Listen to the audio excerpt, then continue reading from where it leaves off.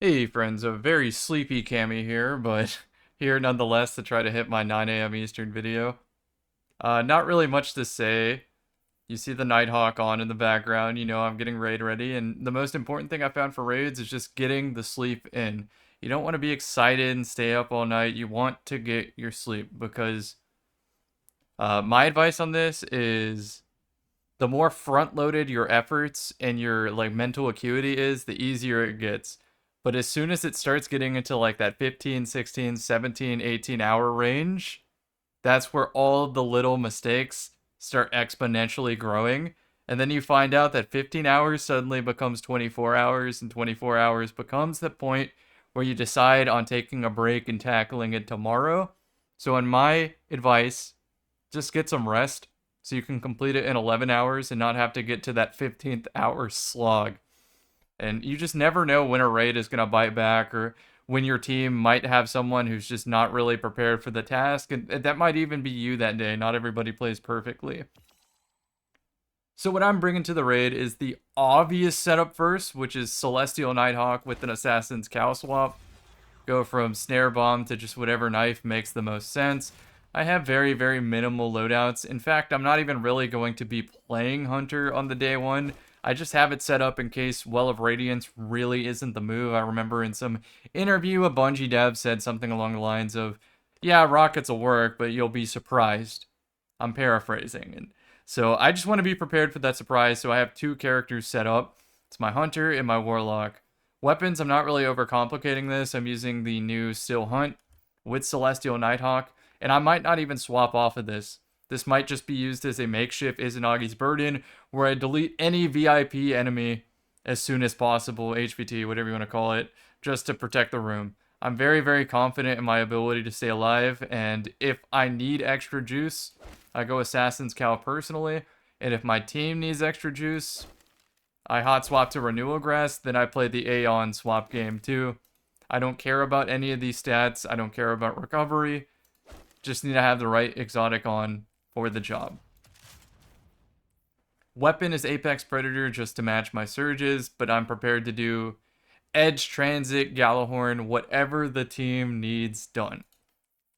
Then my other character, I'll just be playing Warlock. I haven't even unlocked Prismatic on my Warlock because I think Well of Radiance is going to get it done. Even though it got nerfed, I still think it's going to hang. If that requires a teammate switching to Renewal Grasp, then so be it.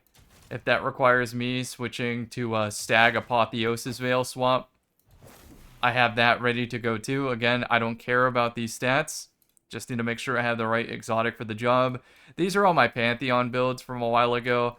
Tomorrow when I wake up, I'll just tune them specifically for more of a generic raid approach. And then as we get to each specific encounter, I'll save the correct loadout for the job. I have some artifacts of like what used to be PvP builds. I'll make proper Prism PvP builds later. For now, my generic starter kit is going to be Sunbracer to Aeon swap, and that will have to do. Pro tip is that you can pull collections armor at any point, and it'll be at your proper light level. I think it's 1965 that you're shooting for. You get 1960 right out of the campaign, and it might even scale it to your highest fire team power level, whatever it is. Again, I'm not overthinking this one. This could be like the last serious raid in Destiny. I'm just not overthinking it. I'm valuing sleep, I'm valuing experience, and I'm trying to keep it simple more than anything. Because 9 times out of 10 in these raids, the encounter mechanic is way simpler than you think, and you might accidentally be brute forcing the encounter because you got it like that and you are that good at the game. And then the other half of that is that it might just be a bugged encounter, and you need to keep refreshing Twitter and checking other Twitch streams to see if other people are also encountering the same bug. I'm super tired right now. I'm probably going to get some rest, but I hope that this helps someone's day one raid out there. Get some sleep. You shouldn't be watching this video. Get some sleep. Set an alarm, set 2 alarms, message your family or roommate, whatever, to wake you up. Get some sleep. I'll see y'all in the next one.